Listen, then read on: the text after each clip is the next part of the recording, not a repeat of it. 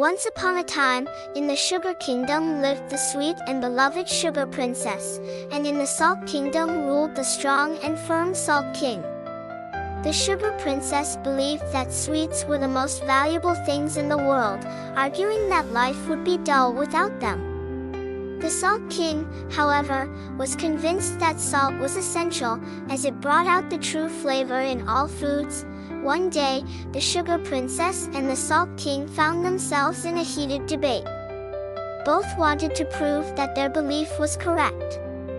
The Sugar Princess gathered the best confectioners in her kingdom and formed an army of sugar balls.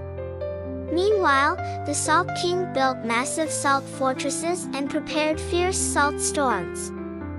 As the battle began, the Sugar Princess's sugar balls struck the Salt King's fortresses, covering everything in sticky sweetness. The Salt King's salt storms dried up the Sugar Kingdom, turning all the sweets into salty dust. The war raged on for days, and eventually, both kingdoms were on the brink of collapse. In the Sugar Kingdom, the sweets became so sugary that no one could eat them. In the Salt Kingdom, the food became so salty that everyone was dehydrated and weak.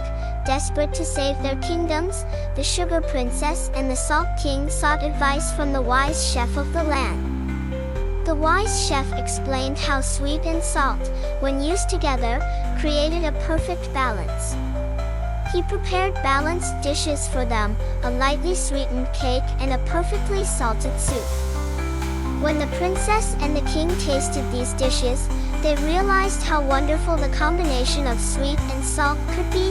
Finally, the Sugar Princess and the Salt King decided to make peace.